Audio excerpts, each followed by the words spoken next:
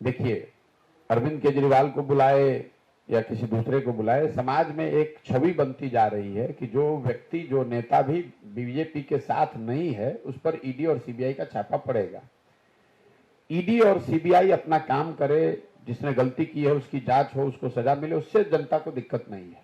दिक्कत इस बात से होती है कि जिस आदमी की जांच चल रही है या जिस पर जांच चल रहा है, वही आदमी पलटकर अगर भाजपा में चला जाए तो जांच रुक जाएगा।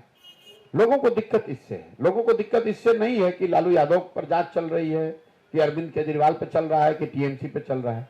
अगर आपने गलती की है और सरकार जांच करना चाहती है तो जांच होना चाहिए।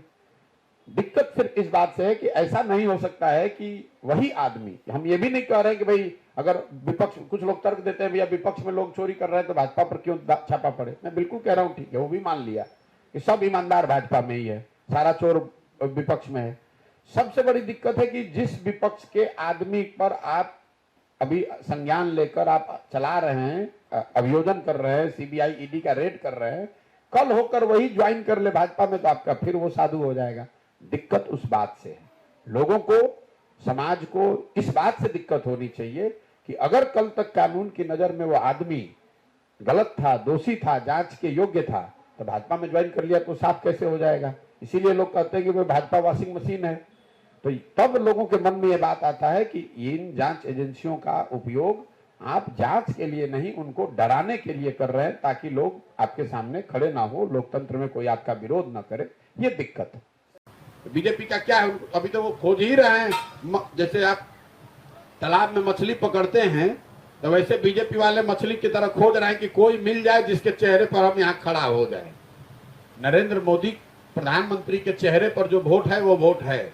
बिहार के किस बीजेपी नेता के नाम पर 5 को वोट है, आप बताइए ना। अभी जो इनसे पहले अध्यक्ष थे बीजेपी के, वो जब लड़े दूसरे दल से तो उनको 6000 वोट आया था विधायकी में। अभी एमएलसी का चुनाव हुआ है, 5 वहां बीजेपी के एमपी हैं और 5 एमपी की ताकत मिलाकर भाजपा को 495 वोट मिला है। ये तो मोदी जी के चेहरा पर, हिंदुत्व के नाम पर, राम मंदिर के नाम पर हिंदू मुसलमान करके जो वोट लेते हैं। देखिए बिहार में क्या है कि लोग इन पार्टियों को वोट नहीं कर रहे हैं, लालू जी के डर से भाजपा को और भाजपा के डर से लालू जी को। आप ये भ्रम में मत रहिए कि ये सब भाजपा के वोटर है और लालू जी के वोटर है। जो यहाँ मुस्लिम समाज है वो लालू जी का वोटर नहीं है, वो भाजपा के डर से उनको वोट करता है। बीजेपी का तो बिहार में कुछ है ही नहीं। बीजेपी की तो हालत ये है कि बीजेपी की कमान बिहार में ऐसे व्यक्ति के पास है जिनके बाबूजी पहले लालू जी के मंत्री थे, फिर वो नीतीश जी के मंत्री हुए, फिर वो मांझी जी में मंत्री हुए, अब आजकल उनके बेटा बीजेपी का उद्धार करने निकले हैं। जरा देखिए, यही तो हालात है।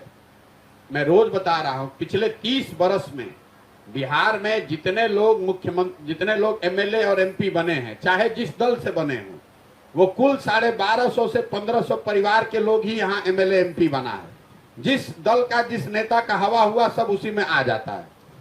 बीजेपी जैसे दल में भी उनको भी कोई नया आदमी नहीं मिला, उनको भी वही मिला है जिनके बाप दादा पहले से यहाँ राज करते रहे।